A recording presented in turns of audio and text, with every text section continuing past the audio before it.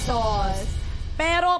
Pero, mga boss katropais, hello mga katropay, mabuhay, humanda ng makipagtaasan ng kilay sa trabahador natin na makakasama tonight.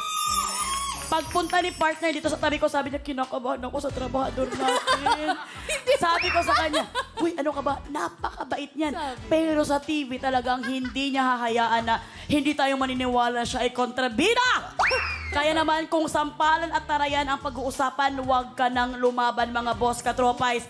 Isa siya ang actress, award-winning actress na malupit. At ang kanyang galing ay humahagupit. Ang primera kontrabida, sa kubrahan naman bibida. Well, ang tanong kung sino nga ba siya? Narito na ang kanyang Biodata.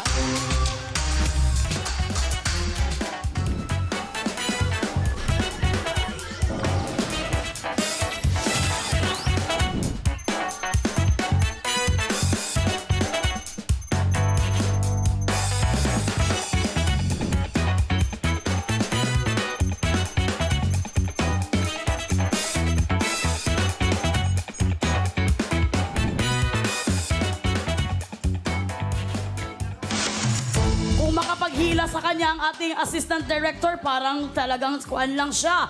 Muntik, hindi siya nasampal nito. Kaya naman walang kukontra, siya ay kukubra.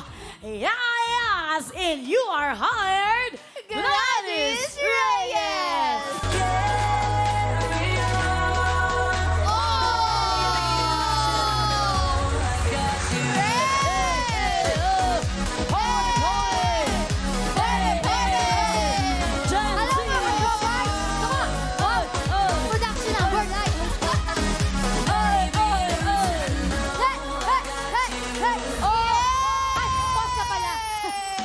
Welcome sa iyo na boss, Gladys Reyes! Hello, Melay!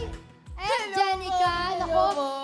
Alam mo, mag-hi ka muna sa ating mga boss katropais, Ate Gladys. Yes, mga katropais! Hello po sa inyong lahat. Excited ako kasi sigurado masaya to, andito ka. Tapos first time, ayan, nakita kami ni Jenica. Actually, hindi namin first time magkita. Di ba? Sa ball, nakita kita pero malayo eh. Oo. Pero ang mama niya, lagi kong kawork Kasama, yan. Oo. Pero Ate Gladys, may napapansin ako sa'yo, parang, alam mo, pa-Gen Z ka ng pa-Gen Z.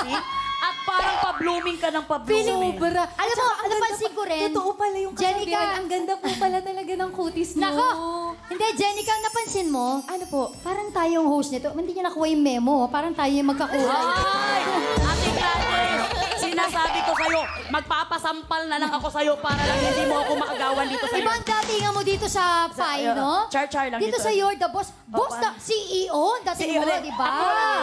Ako lang ang mediator dito, Ate. Ano, paano? Mediator. Wala na. Alis na muna ako, Ate Gladys. Ikaw na lang muna dito. Hindi, gustong ipaalala ng mga boss, Ate Gladys, na sila ang bida dito. At ikaw naman ang kontrabida sa pagkubra nila sa mga sahod tonight. Ano ang mensahe mo sa kanila? May acronym ka ba sa mga boss?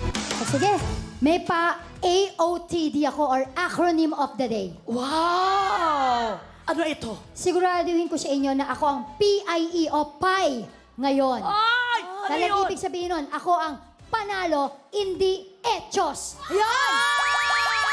Ay! Grabe! Sorry kayo mga boss katropais, pinaghandaan kayo ni Miss Gladys Reyes. Kaya naman, good luck sa'yo, Miss Gladys. Meron sa iyong ipapagawa ang mga boss at yan ay nasa ating Job order!